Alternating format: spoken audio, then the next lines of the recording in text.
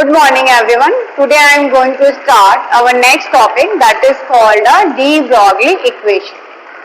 De Broglie equation जो था de Broglie suggested that this equation in 1924 and he described the dual nature of matter. यानी जो de Broglie equation जो था वो 1924 में de Broglie ने दिया था और उन्होंने मैटर के डुअल नेचर के बारे में डिस्क्राइब किया था। उन्होंने ये कहा था कि यूनिवर्स में कोई भी मैटर जो है वो जितने भी matter just like electron, proton and neutron, atoms, molecules, stone, ball etcetera, ये जितने भी पार्टिकल्स हैं ये क्या करते हैं, डुअल बिहेवियर को शो करते हैं यानी डुअल नेचर को शो करते हैं। सपोज मैंने ये चौक ली हुई है, अगर मैं इस चौक को यहीं स्टेबल रखती हूँ तो ये क्या है, पार्टिकल के फॉर्म में है, और लेकिन अगर मैं इसे लिखना स्टार्ट कर दे रही हूँ तो that is a wave form.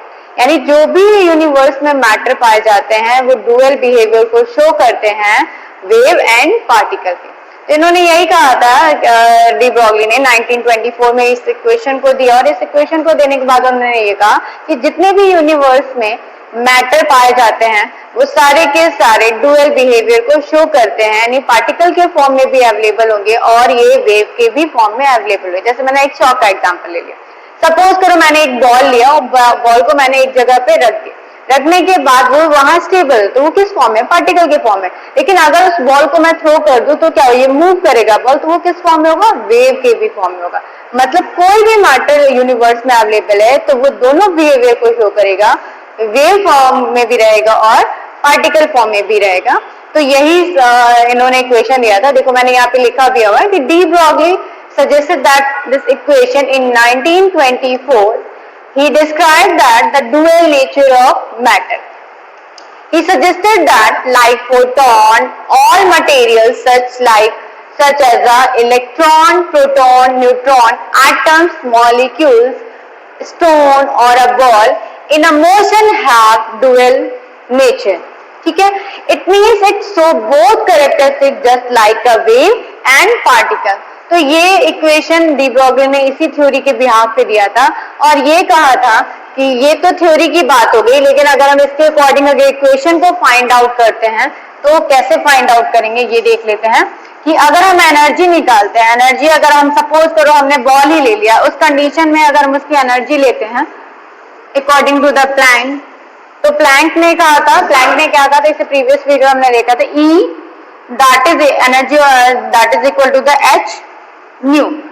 E that is the energy, H it means that is a Planck constant, nu is the frequency. Frequency अगर न्यू की वैल्यू हम यहाँ पे रख लेते हैं, न्यू इज इक्वल टू क्या होता है, nu is equal to c by lambda. ठीक है, अब इस न्यू की वैल्यू को अगर हम इस फॉर्मूले में पुट अप करते हैं देन इन दैट कंडीशन हम क्या लिख सकते हैं, हम यहाँ पे यहीं पे लिख दे रहे हैं, E is equal to h c by lambda, ये हम लिख सकते हैं। इसको हम इक्वेशन नंबर 1 मान लेते हैं। ठीक है, अब इसके बाद सपोज करो हम एनर्जी फोटोन की एनर्जी देखते हैं अकॉर्डिंग टू द आइंस्टीन। तो आइंस्टीन के अकॉर्डिंग अगर हम देखेंगे तो Einstein E is equal to होता है mc स्क्वायर। ठीक है, that is the equation number 2। From equation first and second, अगर इक्वेशन फर्स्ट और सेकंड से देखते हैं तो हम क्या लिख सकते हैं, हम लिख सकते हैं h c by lambda is equal to the mc square. ठीक है, ये हमारा फॉर्मूला हो जाएगा।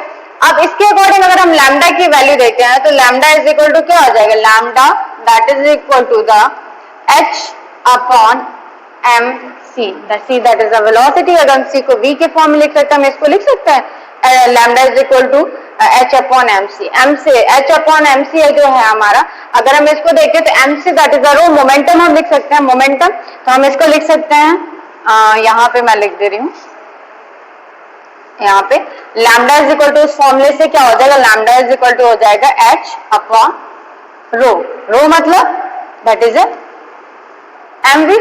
ठीक है, मोमेंटम। तो अगर हम इस फॉर्मूले में इसकी वैल्यू उठा के हम यहाँ रख देते हैं तो लैम्डा इज इक्वल टू क्या हो जाएगा, लैम्डा इज इक्वल टू हो जाएगा h upon m, that is the de Broglie equation. ठीक है, तो ये हमारे यानी हम सिंपली कह सकते हैं जो मोमेंटम होता है वो वेवलेंथ के क्या होगा, इनवर्सली प्रोपोर्शनल होगा। तो डी ब्रॉगली ने यही सजेस्ट किया था in 1924, he describe that the dual nature of matter, यानी कोई भी जो मैटर हो यूनिवर्स में, कोई भी चीज हो, चौक हो, डस्टर हो, इलेक्ट्रॉन हो, प्रोटॉन हो, या फिर हम स्टोन की बात करें, कोई भी मैटर जो होगा वो डुअल बिहेवियर को शो करेगा। वो नेचर में वेव के भी फॉर्म में एग्जिस्ट करेगा और पार्टिकल के भी फॉर्म में एग्जिस्ट करेगा। ठीक है, इसी को ध्यान रखते हुए स्टडी किया और स्टडी करने के बाद ये इक्वेशन दिया कि हम अगर अकॉर्डिंग टू द प्लान देखते हैं तो E is equal to the h nu and nu is equal to the c by lambda. अगर न्यू की वैल्यू हम यहाँ पुटअप करते हैं तो हमारा इक्वेशन जो मिलता है that is E is equal to h c by lambda. Equation number first ले लिया हमने।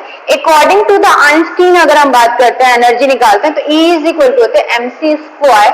एंड अगर हम इक्वेशन फर्स्ट और from equation first and second अगर करते हैं तो then h c by lambda is equal to the mc square. Then अगर हम लिखते हैं तो lambda is equal to that is equal to the h upon mc और that is equal to the rho यानी मोमेंटम। तो हमने यहाँ इस वैल्यू को रखी lambda is equal to h upon rho and row that is mv, यानी हमारा फॉर्मूला क्या आ जाएगा, lambda is equal to h upon mv।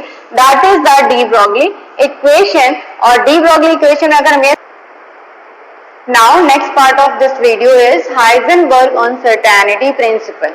So firstly I am going to discuss about what is the Heisenberg uncertainty principle. Heisenberg uncertainty principle is given by Heisenberg in 1927. He says that it is impossible to measure simultaneously that exact position and exact momentum of a body in a particular time. It means delta x into delta p is simultaneously h upon 4 pi. मतलब इन्होंने ये कहा था, देखो इससे पहले वाले first part में हमने ये देखा कि what is the de Broglie equation. De Broglie ने क्या कहा था, डी ब्रॉगली ने कहा था, de Broglie says that I explain that dual behaviour of matter. उन्होंने ये बताया था कि कोई भी मैटर यूनिवर्स में डुअल बिहेवियर को शो करता है पार्टिकल एंड वेवलेंथ। तो ये थ्योरी तो एक्सप्लेन हो गई, लेकिन उसके बाद ये सोचा गया कि क्या जो वो मैटर है, क्या उसका एग्जैक्ट मोमेंटम, एग्जैक्ट पोजीशन, उसकी पर्टिकुलर एग्जैक्ट टाइम पर क्या हम फाइंड आउट कर सकते हैं। तो इसी थ्योरी को एक्सप्लेन किया था हाइजेनबर्ग अनसर्टेनिटी ने प्रिंसिपल में एक्सप्लेन किया गया था, जिसे 1927 में एक्सप्लेन किया था हाइजेनबर्ग ने। और ये कहा था कि जितने भी मैटर होते हैं उसमें अगर हम सपोज करो कोई बॉल दे रखा है, बॉल का अपना पर्टिकुलर मोमेंटम होगा और उसका एग्जैक्टली पोजीशन अगर हमें फाइंड आउट करनी है तो हम एग्जैक्टली पोजीशन और उसका मोमेंटम एक ही समय पर फाइंड आउट नहीं कर सकते हैं। यही था हाइजेनबर्ग अनसर्टेनिटी प्रिंसिपल। मतलब सिंपली कह सकते हैं कि किसी भी मैटर की exact position and exact momentum को हम एग्जैक्ट टाइम पर एक साथ फाइंड आउट नहीं कर सकते हैं। That is called the Heisenberg uncertainty principal. यानी अगर हम एग्जांपल लेते हैं, सपोज करो ये मेरे पास चौक है, अगर मैं 10 o'clock पर, हम मॉर्निंग में 10 o'clock पर इसका अगर हम पोजीशन फाइंड आउट करते हैं तो उसी टाइम पर हम इसका मोमेंटम फाइंड आउट नहीं कर सकते हैं। लेकिन अगर 10 o'clock पर अगर हम इसका मोमेंटम फाइंड आउट करते हैं तो एग्जैक्टली उसकी पोजीशन को फाइंड आउट नहीं कर सकते। यानी इन्होंने ये थ्योरी यही कहती है कि किसी भी बॉडी का एक ही समय पर उसके एग्जैक्ट पोजीशन और एग्जैक्ट मोमेंटम को एक साथ फाइंड आउट नहीं किया जा सकता है। That is the Heisenberg uncertainty principal. And formula होता है delta x into delta P simultaneously h upon 4 pi, where delta x that is the position, rho is the momentum, and यहाँ पे अगर रो आपका मोमेंटम है, h आपका Planck constant है, पाई आपको पता 3.14 होता है। अगर हमें पता है वी नो दैट कि rho that is equal to the m v, अगर हम ये वैल्यू उठा के यहाँ पुटअप करते हैं तो यहाँ पे हो जाएगा delta x into m delta v simultaneously h upon 4 pi. तो ये था हाइजेनबर्ग अनसर्टेनिटी प्रिंसिपल। नेक्स्ट हम क्वेश्चन देखते हैं कि कैसे हम इससे रिलेटेड क्वेश्चन को फाइंड आउट कर सकते हैं।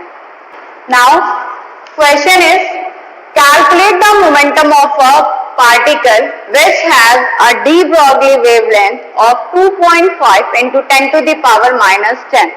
ठीक है, तो इसमें हमें क्या फाइंड आउट करना है, हमें मोमेंटम फाइंड आउट करना है और वेवलेंथ दे रखा है 2.5 into 10 to the power -10।